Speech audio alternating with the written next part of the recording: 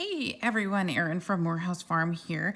We are working on our adult size Calvin sweaters, which has this beautiful garter stitch pattern across the front. If you're working with a variegated yarn, I think it's a fantastic way to show that yarn off. Anyway, we are going to use this opportunity to explore different ways to purl. Now, in a nutshell, we talk about picking and throwing, and then I want to show you something called combination or Eastern purling. And it's what I moved to after my bout with tendinitis because one, it was a lot more comfortable, and two, wow, not only was it faster for me, but it really evened out my knits and my purls because it seems to help me tug them a little bit tighter without actually having to tug them. I'm just able to tension it a lot better. There is a trade-off because it seats the stitch on the needle differently, and that's what I want to show you. If you can read your knitting, that's not a problem at all. Okay, so when we are throwers, needle enters back to front.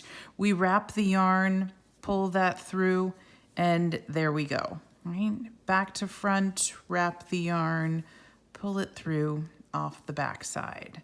And that's pretty consistent no matter where you go. In fact, that's the way I learned to purl. Then when I learned to pick, right? I would hold the yarn in my left hand. It would naturally go to the back. We don't want it to though, because when we're purling, yarn is forward.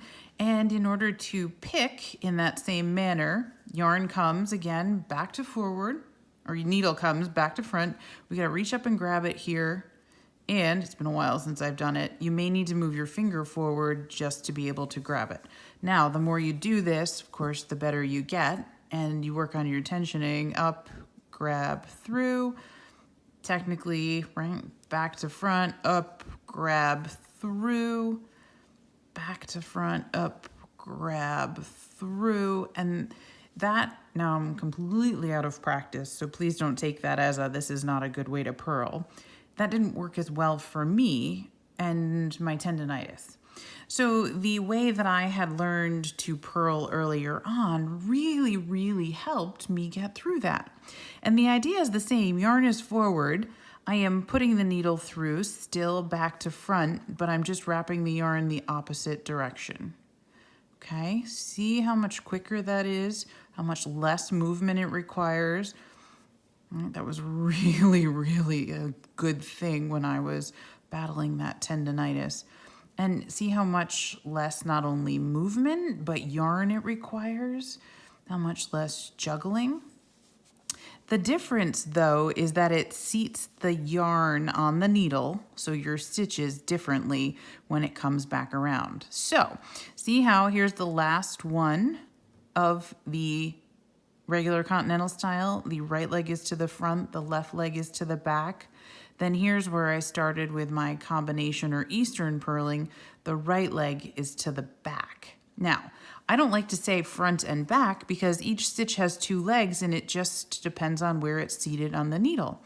So see this brown one? We've got a right leg on the right side, our left leg on the left side, and it doesn't matter which way it's positioned. I'm still going to purl it here. Now, if I change the orientation of this one, I'm still going to purl with my needle through the center of the stitch, grab that yarn and pull it back through. And I notice a lot of comments on my knitting style that I am always knitting or purling through the back loop. It's not so much that it is the back loop, it's the right leg. And because of the way I purl, it just happens to position the stitch with the right leg towards the back. So good eye for those of you that are noticing, but really when we talk about knitting or purling through the back loop, that's an instruction that is given to make you twist the stitch on purpose. And you'll notice none of my stitches are twisted. That's because I'm reading my knitting and I'm making sure that I am putting my needle through the hole. So as I come to the end of the purl section here, what I'm going to do is just slide these in their exact same orientation, 5 or so, back onto the needle. See, when I come around and knit, my right leg is going to be to the back, my left leg is to the front. Big deal. Needle goes in the hole. Knit, drop it off, and you're done. So as long as you can read your knitting and see the difference between a stitch that is oriented with the right leg to the front or the right leg to the back, you'll have no trouble knitting with these if you choose to adopt this style of purling.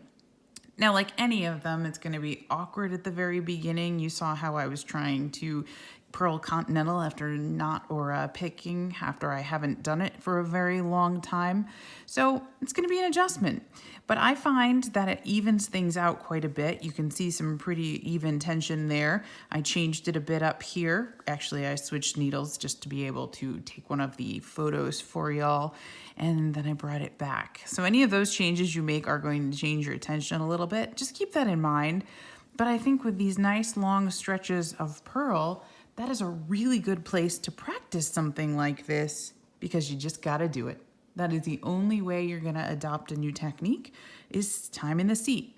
Or for us, time on the needles. So give it a try and let me know what you think. Happy knitting and purling from Morehouse Farm.